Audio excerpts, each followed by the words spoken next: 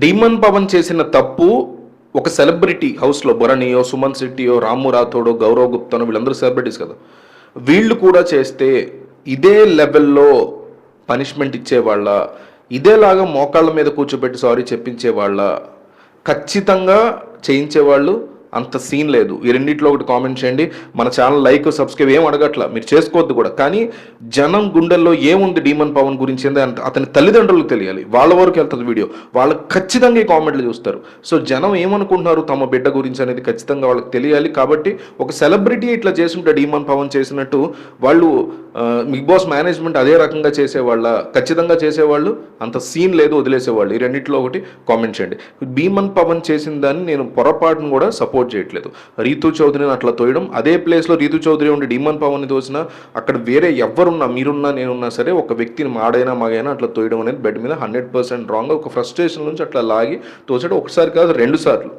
ఇట్లాంటి బిహేవియర్ని మనం పొరపాటును కూడా యాక్సెప్ట్ చేసేటువంటి క్వశ్చన్ లేదు. అయితే నిన్న రాత్రి మనం చేసేటువంటి వీడియో ఒకసారి చూడండి. చిచ్చి దారుణ అన్యాయం అని చెప్పి చేసాము. అందులో బిగ్ బాస్ మేనేజ్మెంట్ది తప్పు ఇక్కడ అంటున్నాను నేను. ఎందుకంటే తల బండకేసి, జుట్టు పట్టుకుని బండకేసి బాదుతాను నిన్ను అని దివ్యల మాదిరి లాంటి వ్యక్తి మాట్లాడితే దాని గురించి కనీసం ఒక్క మందలింపు కూడా చేయలేదు నాగార్జున. ఆ టాపిక్ కూడా తీసుకురాలేదు. రీతువే తీసుకొస్తే దాన్ని ఏదో మనం మాఫీ చేసేసాం అన్నట్టు మాట్లాడాడు నాగార్జున. నిజానికి అట్లా చేయడం అనేది మర్డర్ టు మర్డర్ అంటారు దాన్ని. తల జుట్టు పట్టు నేలకేసి బాధతాను అంటే చాలు, చేయక్కర్లా, అంటే చాలు మర్డర్ అటెంప్ట్ కిందకి వస్తుంది. కాబట్టి చూసుకోండి మీరు, సెక్షన్స్ అన్నీ కూడా ఉంటాయి.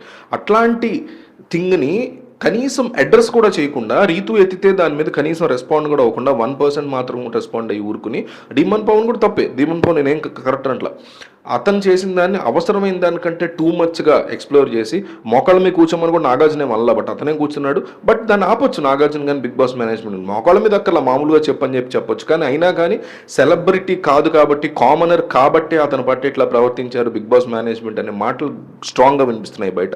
అయితే ఇదంతా చూసినటువంటి అతని ఫ్యామిలీ తీసుకున్న బిగ్గెస్ట్, స్ట్రాంగెస్ట్, ఎస్పెషల్లీ అతని తల్లిదండ్రులు తీసుకున్నటువంటి బిగ్గెస్ట్ నిర్ణయం ఏంటంటే, ఇతను ఒక కామనర్. హౌస్లోకి వెళ్లే ముందు అతనికి ఏం ఫ్యాన్ బేస్ ఉండదు. మిగతా వాళ్ళకు ఉండొచ్చు కొద్దో గొప్ప. రాము రాథోడ్ వీడియోస్ వల్ల, సుమన్ శెట్టి కామెడీ వల్ల, భరణిక్ సీరియల్స్ వల్ల, తనుజాక్ సీరియల్స్ వల్ల ఇట్లా కాస్త ఉండే అవకాశం ఉంటుంది. బట్ హౌస్లో ఉన్న, అంటే కామనర్గా హౌస్లోకి ఎంట్రీ ఇచ్చిన ప్రియాకైనా, శ్రీజాకైనా, హరీష్కైనా, మర్యాద మనీష్కైనా, ఇతనికైనా, డీమన్ పవన్ కైనా, పవన్ కళ్యాణ్ కానీ, వీళ్ళెవరికి కూడా అస్సలు ఫ్యాన్ బేస్లో ఉండవు. కానీ ఈ బిగ్ బాస్ హౌస్లోకి ఎంటర్ అయ్యాక వాళ్ళ గేమ్ని బేస్ చేసుకుని నిజమైనటువంటి అభిమానులు పుడతారు. అఫ్కోర్స్ పిఆర్ అనేది అందరూ చేయించుకుంటారు, నేను కాదంట్లో. బట్ ఈ ఫ్యాన్ బేస్ ఏదైతే ఉందో, డీమన్ ఫ్యాన్ బేస్, వాళ్ళు చాలా సీరియస్ అవుతున్నారు బిగ్ బాస్ మేనేజ్మెంట్ మీద. వాళ్ళకి అండగా నిలబడడానికి, వాళ్ళతో సపోర్ట్గా ఉండడానికి డీమన్ పవన్ యొక్క తల్లిదండ్రులు సిద్ధమైనట్టు తెలుస్తోంది. వీలైన ఎక్కువ ఇంటర్వ్యూలు ఇచ్చి బిగ్ బాస్ మేనేజ్మెంట్ తమ బిడ్డ పట్ల కాస్తంత పార్షియల్గా బిహేవ్ చేశారనే విషయాన్ని ప్రజలకు తెలియజేసే ఉద్దేశంలో వాళ్ళ తల్లిదండ్రులు ఉన్నట్టుగా తెలుస్తోంది. వాళ్ళు అట్లా చెయ్యాలా వద్దా, వాళ్ళ తల్లిదండ్రులకు మేమున్నాం మీకు సపోర్ట్, మీరేం కంగారు పడకండి అనే ఉద్దేశంతో I support demon Pawan, don't worry అని కామెంట్ చేయండి. వాళ్ళ తల్లిదండ్రులు ఖచ్చితంగా వీడియో చూస్తారు, కామెంట్ కూడా చదువుతారు. సో వాళ్ళకి మేమున్నాం, మీరేం కంగారు పడకండి అని దయచేసి ఒక ధైర్యం అయితే ఇచ్చే ప్రయత్నం చేయండి.